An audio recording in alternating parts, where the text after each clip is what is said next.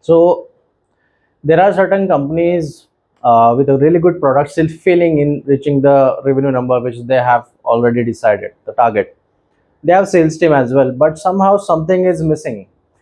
What I have observed with some of the companies I personally worked with is that they were not struggling with product, they were not struggling with even the brand value, they were struggling with the knowledge of sales or conversation building among the salespeople.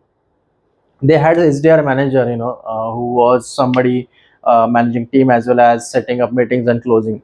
It was all in place, but somehow when it's about getting a response from a client or a prospect, a potential customer, either from cold call or email or probably LinkedIn, okay, then what is that you respond with is what decides the next course of action, because this is the moment we get excited. The sellers get excited when the prospect shows interest, and that's when you lose the grip on professionalism, you lose grip on your own self-respect and personality, and people consider you as desperate.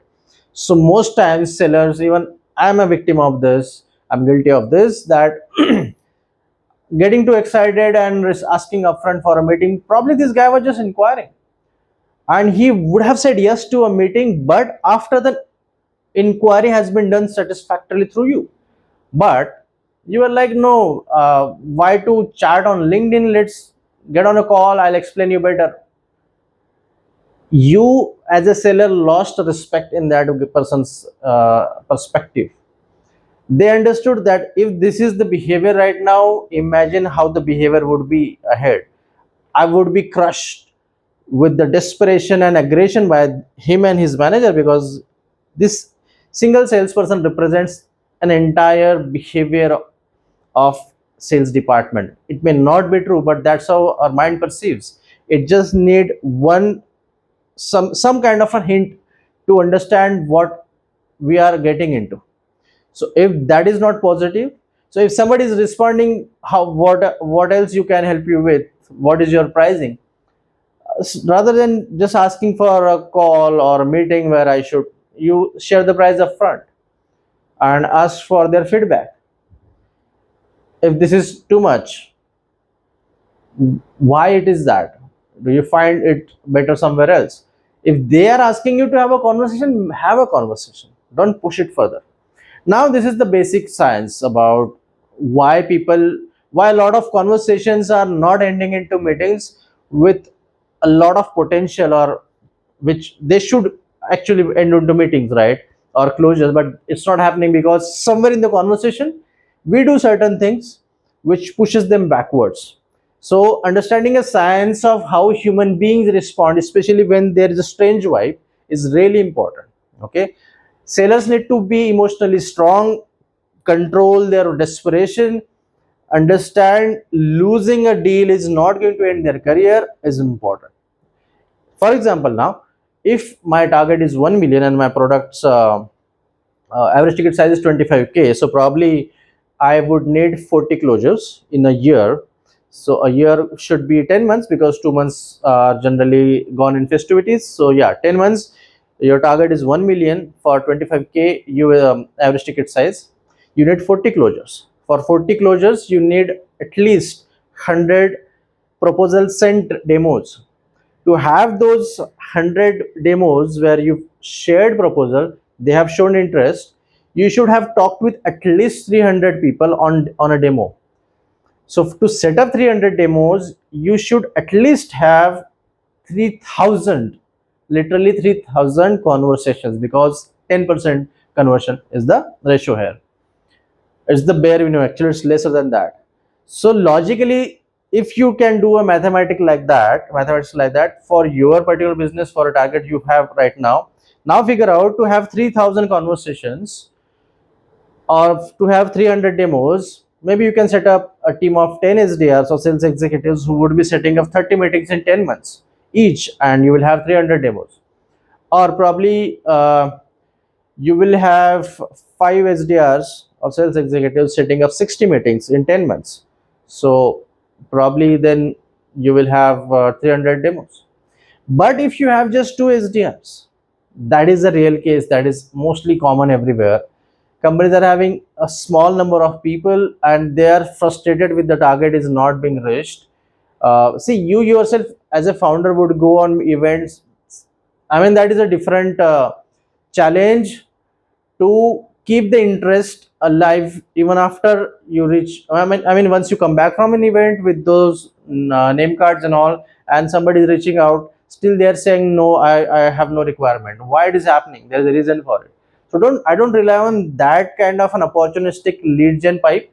If it is there, that is there, but you should be prepared from the cold angle that if I have to reach out cold, this is how the preparation should be. Okay, so most companies are having target beyond 1 million, but the man effort requirement is not meeting the bare minimum criteria.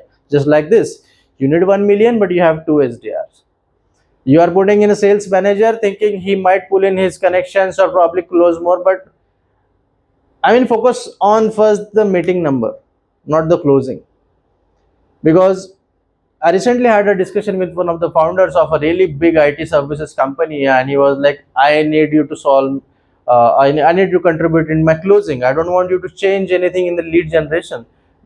I was like, closing is not a stage; it's an outcome of good sales experience with right people, with right disqualification criteria as well. So the problem is not closing. There are some gaps earlier in the sales process. Let me find that out first. So that is the case with most people, that unfortunately they have stepped away from learning. Sales founders, they somehow don't want to get involved into it because somehow sales has been uh, I mean, it's been mentored as really tough, it's difficult. But yeah, I mean, that's a fact, right? It is not that easy, otherwise everyone would have done it.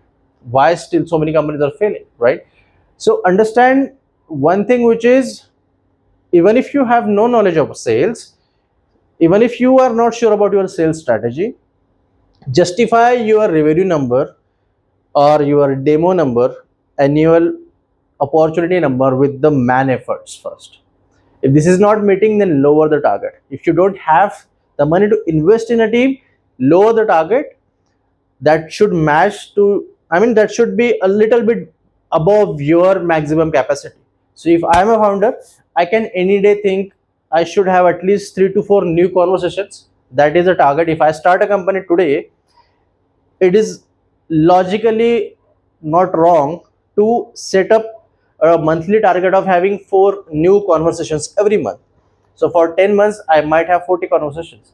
But I have seen companies 5 years in the market, still they are not reaching that monthly conversation number of at least 3 to 5, bare minimum. They are like, some months we have some conversations, sometimes the pipe is dry, and we have somebody from marketing who does this and that, and we had somebody as a GTM head in our office, and he or she is from a big college, good background. They are failing to understand what it requires, the skills required to justify the lead generation job. Lead generation is the premium space, the most toughest part of the sales process. If that is covered, you don't have to worry about the rest of it, and that is the most ignored part, sadly. Okay, so my recommendation would be, understand, if your people understand the human behavior first, why buyers, what buyers hate, what customers hate in a conversation. Do they have conversation building skills or not? Do we have a team of people who would justify the bare minimum number to reach that particular target, and is the target justified according to that? Okay, if not, then probably something needs to be managed. But don't go blind with passion and enthusiasm and hope, because these are the worst 3 things to rely on, unless they are backed up with a really logical preparation from sales point of view. Hope you guys understand this and find something useful from this. Thank you so much for your time. Take care.